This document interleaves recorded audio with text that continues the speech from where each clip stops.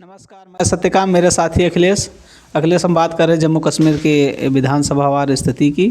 तो हम देखते हैं कि जो आज की स्थिति है उसमें सरकार जो है अपने हिसाब से कार्य कर रही है राज्यपाल के शासन के अनुसार। तो इसमें राज्यपाल की जो भूमिका होती है वो क्या होती है?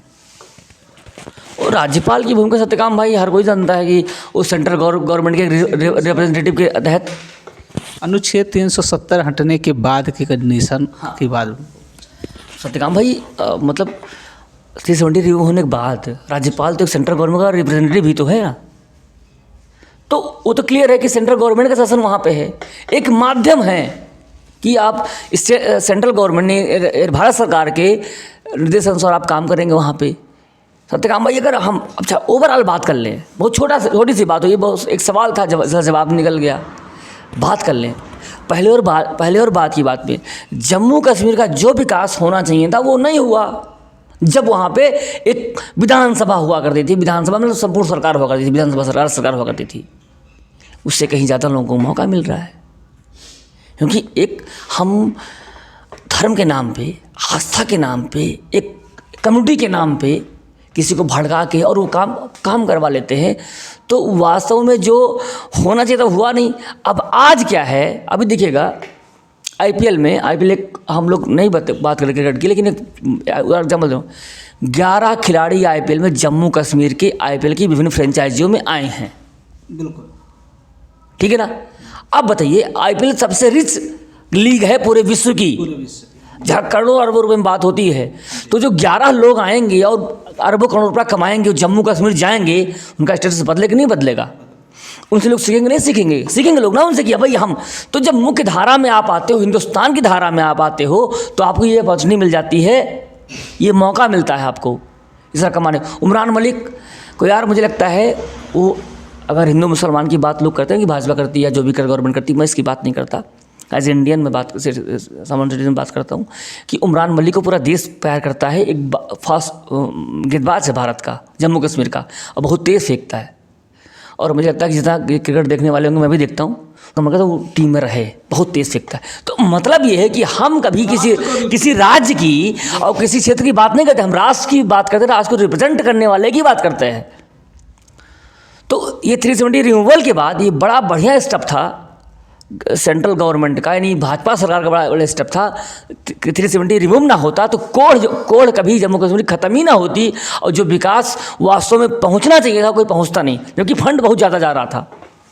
चलिए ठीक है सर। और दूसरी जो सबसे बड़ी समस्या आती है, ये जो आतंकवादी एक तरीके आतंक फैलाते हैं और बॉर्डर के पार मतलब पाकिस्तान से जब आते हैं, उनको क्या मिलता है इसमें? मेरा एक बुनियादी प्रश्न है। जैसे कोई आतंकवादी आया, उसको लगा कि वो इंडिया में आकर के आतंक फैला सकता है, कई लोगों को मार सकता है, दहशत फैलाने के बाद सरकार की किरकिरी होगी, लेकिन उसमें वो मारा जाता है। ये सच है। बीएसएफ वाले, सीआरपीएफ वाले जो भी बटालियन से लगी उनको वहीं मार देती, शूट कर देती। उसको क्या मिलता है? देखिए सत्यकाम भाई, वो तो अशिक्षित और धर्म के उन्माद में आए हुए गरीब लड़के होते हैं, जिनका माइंड वाश किया गया होता है। आप बड़े बड़े लोगों को सुनिएगा, हम आप तो बहुत बड़ी बातें नहीं करते, हम आप बेसिक बात करते हैं। बेसिक बात करने का मतलब उनको जगह इसलिए मिलती है जम्मू कश्मीर की, वो धर्म के नाम पे, जाति या इस्लाम या मजहब के नाम पे उनको जगह मिल जाती है। मैंने बहुत लोगों से बात करी, जो बहुत सारे लोग जो जम्मू कश्मीर में पोस्ट रहे हैं, जो वहाँ पे सीआरपीएफ में आर्मी में रहे हैं, उन्होंने बताया हुआ, रियलिटी बताया हुआ है कि वहाँ पे केवल इस्लाम के नाम पे आतंकवादियों घर में छुपा के उनको पता है कि मेरा दामाद है ये, जबकि आतंकवादी होता है वो।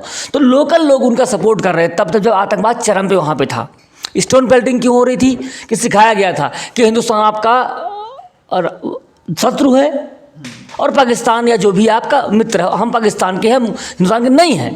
तो लड़के स्कूल जा रहे हैं, लड़के को स्टोन पेल्टिंग कर रहे हैं, पत्थर मार रहे हैं।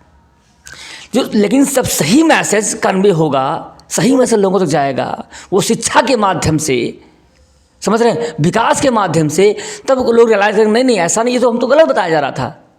और जिस वर्ग की आप, जिस कम्युनिटी की आप बात कर रहे हैं, उसमें मजहब एक चरस है, चरस, जिसको पिला पिला के बड़ा करते। 18 साल का लड़का आके मुंबई ताज होटल में हमला करता है, अजमल कसाब, ठीक है ना, 18 साल लड़का, इसकी कोई उम्र, इसको कोई उम्र ही नहीं है, उस समझ ही नहीं है कि हमको करना क्या है।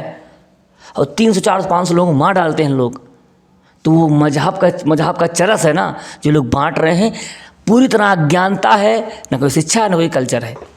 मैं देखता हूँ अखिलेश सर कि जब सीआरपीएफ के जवान वहाँ खड़े होते हैं और जब पत्थरबाजी होती है, और सीआरपीएफ से सही बात तो ये है कि सीआरपीएफ के जवानों के हाथ में बंदूक और बुलेट सारी चीज़ें होती हैं, और जब वो खड़े रहते हैं और मैं देखता हूँ वीडियो आता है या किसी भी एंगल से आता है, तो एक जो मैसेज आता है ना सर, थोड़ा सा बहुत कठिन होता है कि मतलब कितना पेशेंस आप देखेंगे, कितना धैर्य लेना चाहते हैं एक जवान के हाथ में, जबकि बंदूक है, आप पत्थर से मार रहे हो, बंदूक नहीं चला रहे हो, पत्थर मार रहे हो, और उसके बाद वो उसका रिप्लाई संभाल कर देता है। सत्यकाम भाई, वो सेना हिंदुस्तान की होती है जो बड़ी अनुशासित है।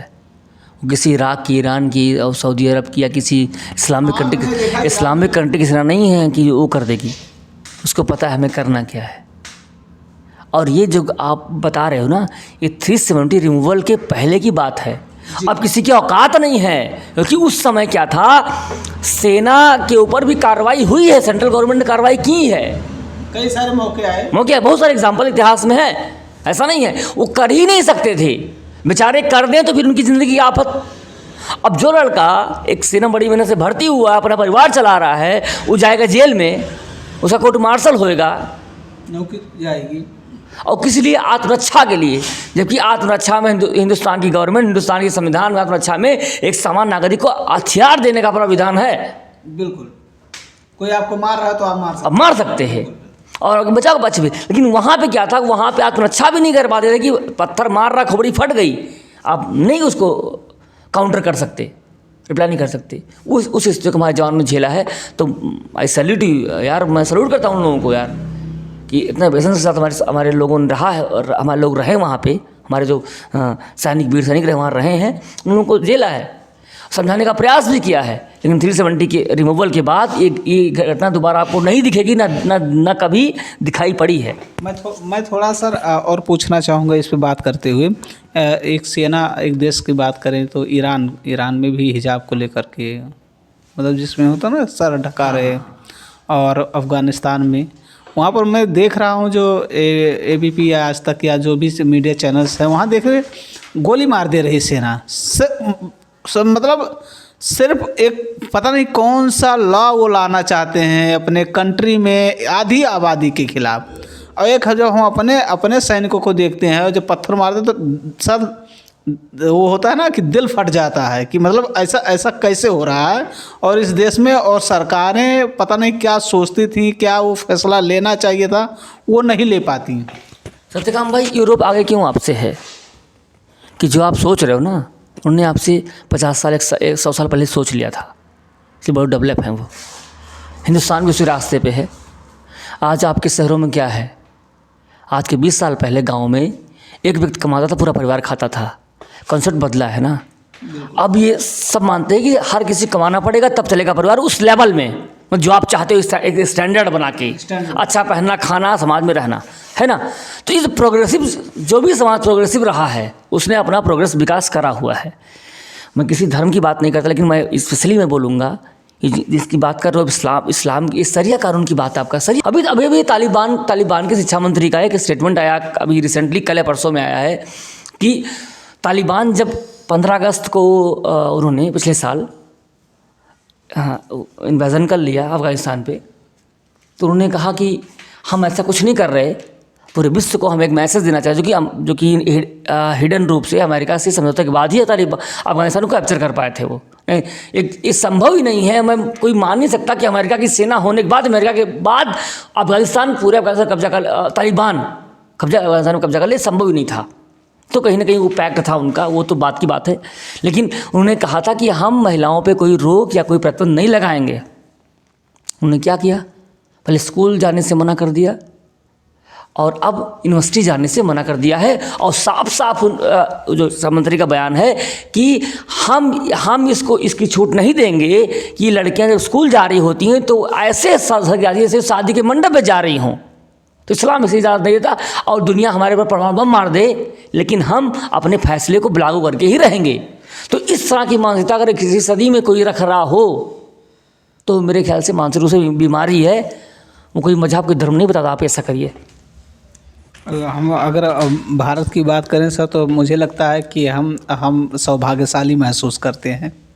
हम या भारत में रहने वाले किसी भी कम्युनिटी हो, माइनॉरिटी हो, मेजॉरिटी हो, हिंदू मुस्लिम सिख ईसाई, कोई मतलब नहीं, पारसिस तक के सब आदमी एक बड़े ही स्वच्छ वातावरण में धार्मिक आज़ादी मिली है और सारी चीज़ें हैं। हम अच्छाइयों के साथ जब हम ईरान की बात करते हैं और अफ़गानिस्तान की बात करते हैं या सऊदी अरब की बात करते हैं, बहुत अपने आप को रिच समझता है, तो हमें लगता है कि हम भारत में जन्म लेकर खुश हैं।